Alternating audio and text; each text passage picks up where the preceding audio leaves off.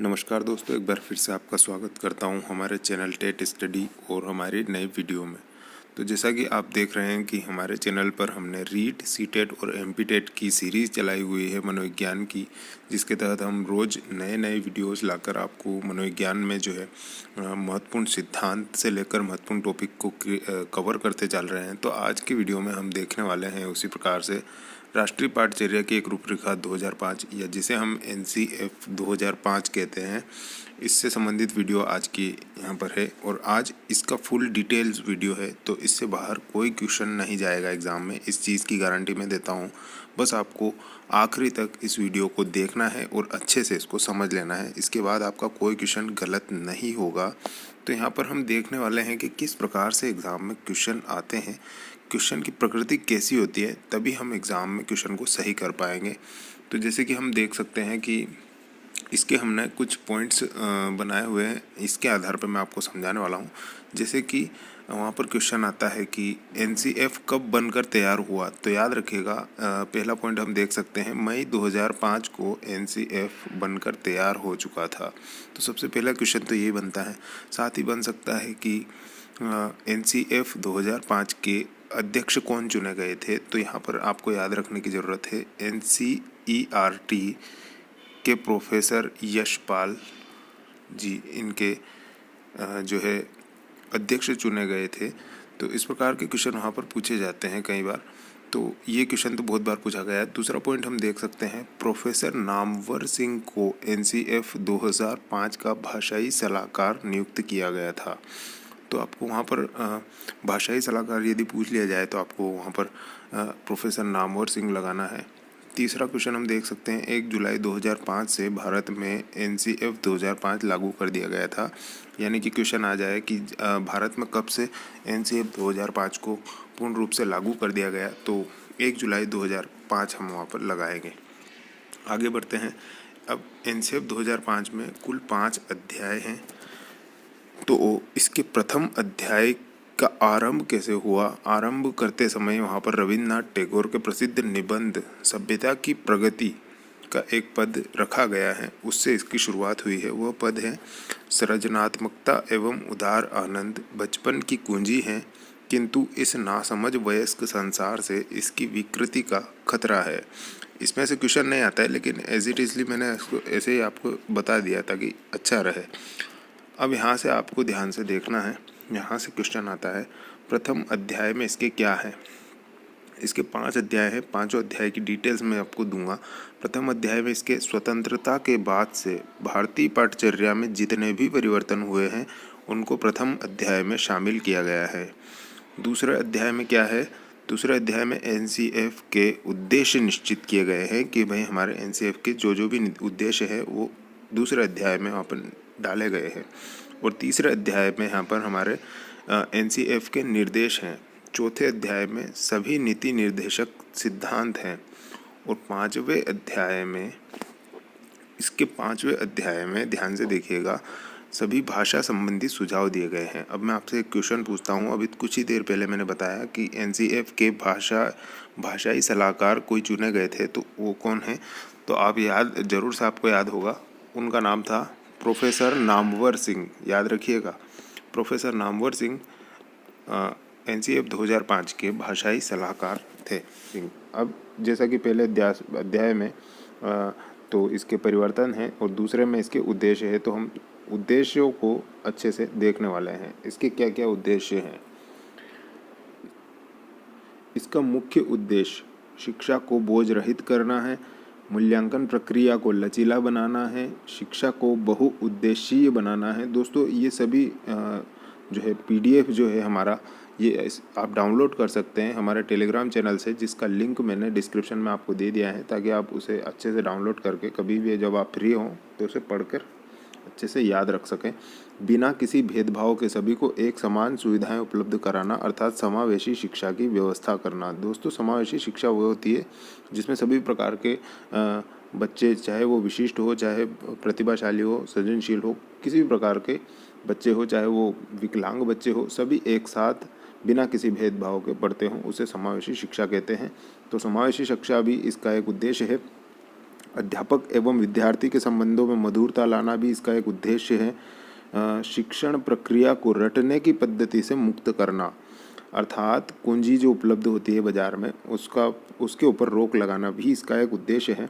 खुली पाठ्य पुस्तक मूल्यांकन की व्यवस्था करना, साथ ही शैक्षिक गतिविधियों को बढ़ावा देना, शिक्षा की प्रक्रिया में विद्यार्थी को सक्रिय रखना एवं बाल केंद्रित शिक्षा की व्यवस्था रखना। दोस्तों यहाँ पर बाल केंद्रित शिक्षा की बात भी की गई है। बाल केंद्रित शिक्षा भी इसका एक बहुत महत्वपूर्ण उद्देश्य है। अब ध्यान से पढ़िएगा। सृजनशीलता के विकास के लिए विद्यार्थियों में आरंभ से ही कला शिक्षा के लिए प्रेरित करना और पूर्व प्राथमिक स्तर से ही कला शिक्षण को पाठ्यक्रम में शामिल करना भी एक इसका उद्देश्य है। तो याद रखिएगा, आप यहाँ पर सब्जेक्टिव बातें हो रही हैं, तो कौन से सब्जेक्ट को कौन सी क्लास से ये लोग अलाउड करते हैं, अपना उद्देश्य बनाते हैं, ये क्वेश्चन वहाँ पर पूछे जाते हैं। ठीक है, तो यहाँ पर देखा आपने, कला शिक्षा के लिए प्रेरित किया गया है प्रारंभ से ही, पूर्व प्राथमिक स्तर से ही, तो याद रखिएगा आप इसको।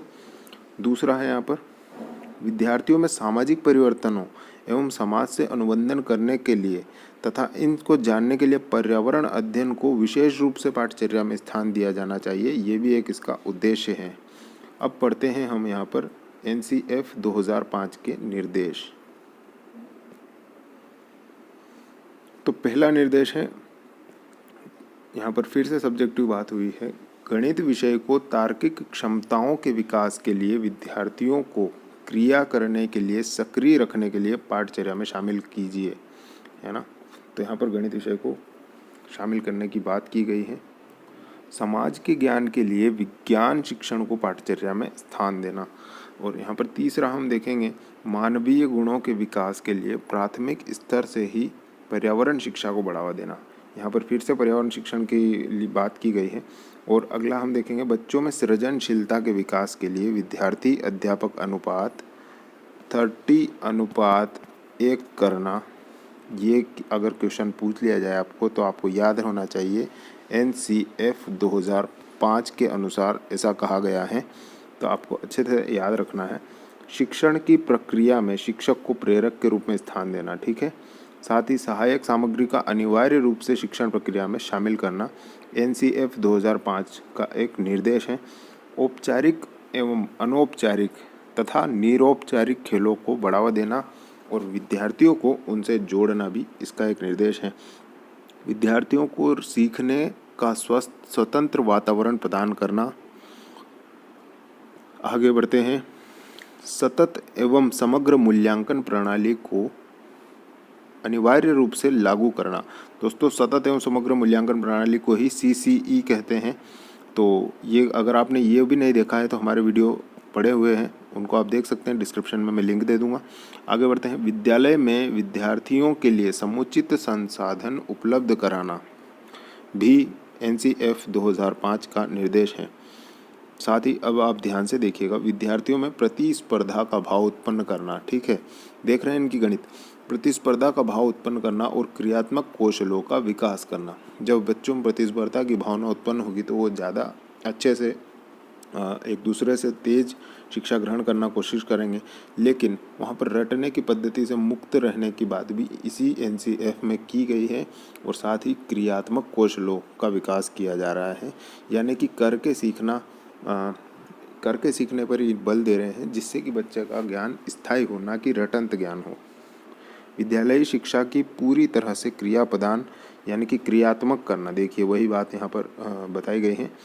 अगला पॉइंट देखते हैं, विद्यार्थियों में विज्ञान शिक्षण के लिए इस प्रकार के कौशलों का विकास करना कि वह सामाजिक समस्याओं का स्वयं हल खोज सके, यानी कि करके सीखना, खुद करके सीखना, इस प्रकार के भाव इसमें आपको याद रखने हैं। आइए, अवरोधन एवं अपने को समाप्त करना। सॉरी, यहाँ पर कुछ गलत टाइपिंग हो चुकी है, यहाँ पर मैं बताता हूँ आपको। अवरोधन एवं अपने को काट दीजिए, अपव्यय इसे लिखना चाहता था मैं, अपव्यय, जिसका अर्थ होता है ड्रॉप आउट। और ड्रॉप आउट का अर्थ आप जानते हैं, बच्चा विद्यालय आता है और विद्यालय से फिर चला जाता है, उसके बाद आता ही नहीं है, जैसे कि इंटरवल में वो जाता है तो दोबारा नहीं आता है। इस प्रकार के भाव को ड्रॉप आउट कहते हैं या अपव्यय कहते हैं। तो इसको समाप्त करना भी इनका एक महत्वपूर्ण निर्देश है, उद्देश्य है।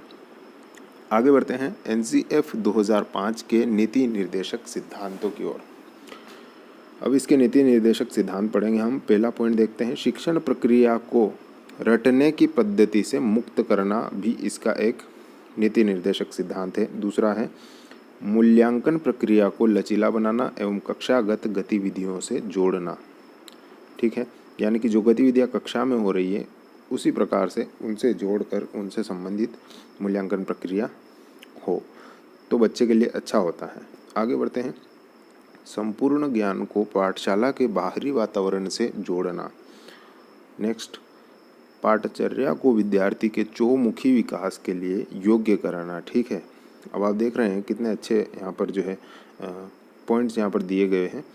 अगला पॉइंट है, एक जैसी अभिभावी पहचान का विकास करना जिससे प्रजातांत्रिक राज व्यवस्था के साथ साथ राष्ट्रीय समस्याओं को भी शामिल किया जा सके। ठीक है, यहाँ पर प्रजातांत्रिक व्यवस्था की भी बात की गई है।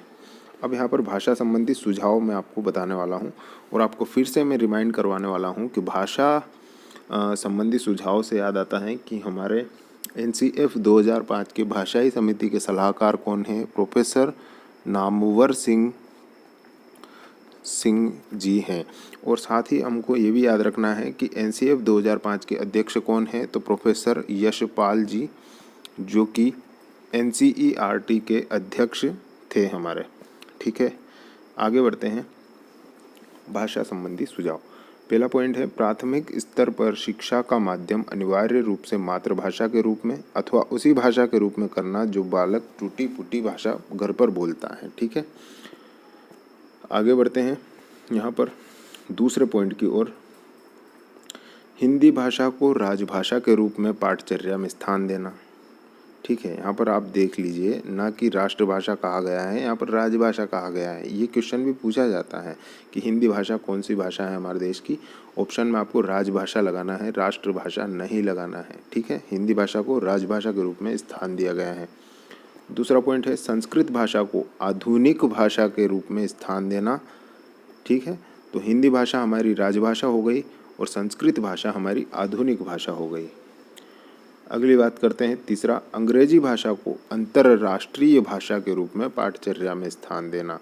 यानी कि हिंदी भाषा हमारी राजभाषा हो गई, संस्कृत भाषा हमारी आधुनिक भाषा हो गई और अंग्रेजी भाषा हमारी अंतर्राष्ट्रीय भाषा के रूप में चुनी गई है।